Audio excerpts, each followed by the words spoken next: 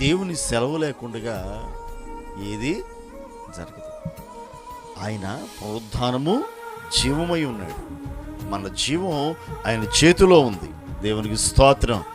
కాబట్టి నేను అంటాను, తొందర చచ్చేవాళ్ళం కాదు మనం. Praise the lord. అంత త్వరగా గట్టి పిండాలండి మనం. మనం ఎవరో చెప్పండి, ఎవరి కాళ్ళు చెప్పుకుని నేను గట్టి పిండమును చెప్పరేటమ్మా, కాదా? మనం ఎవరో ఎవడో శపించాడు అని చెప్పేసి శాపం పాలయ్యోళం కాదండి మనం. తిడతా ఉంటారుగా, శాపనార్థాలు పెడుతుంటారుగా, అట్టా ఇట్టా అని రకరకాలుగా అంటారు. వాళ్ళు అన్నారని చెప్పి మనం ఏమైనా అవుతాం అనుకుంటున్నారా? లేదు, ఆటో వెనక రాసినట్టే లెక్క. ఏడిది ఏడుపే నా ఏడుదల ఏసు రక్తమే చేయం. Praise the Lord. తిడుతున్నారా? తిట్టని ఏసు రక్తమే చేయం. తిట్టు వాళ్ళు ఎంత తిడతారో అంత ఆశీర్వాదం మనకు. హల్లెలూయా. నేను నోటి మాటకి చెప్పట్లేదు. బిలాము ప్రవక్త ఇశ్రాయేలును శపిద్దామని నోరు తెరుస్తున్నాడా?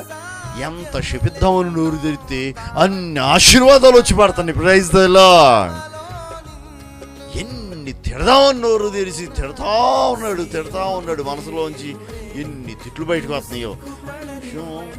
చిత్రమైనటువంటి విషయం ఏంటంటే, బయటకు వచ్చేసరికల్లా అవన్నీ ఆశీర్వచనాలుగా మారిపోతాయి. రాజుగారికి ఏమర్థం కావట్లే. బాలాకురాజు, నేను తిట్టమంటాను, నువ్వేంట ఆశీర్వదిస్తున్నావు? నేను తిడదామనే నోరు తెరుతున్నానయ్య బాబు. నా మనసులోంచి అన్ని శాపవచనాలే వస్తున్నాయి, నా మనసులో నుంచి, హృదయంలో నుండి. కానీ బయటకు వచ్చేసరికల్లా ఆశీర్వచనములుగా మారిపోతున్నాయి. మన దేవుడు ఎవరో తెలుసా? శాపాన్ని ఆశీర్వాదంగా మార్చువాడు. Praise the lord. మారాను మధురముగా మార్చగలిగిన వాడు. Praise the Lord. మరణాన్ని జీవముగా మార్చగలిగిన సమర్థుడు ఆయనే నజరేయుడైన యేసు.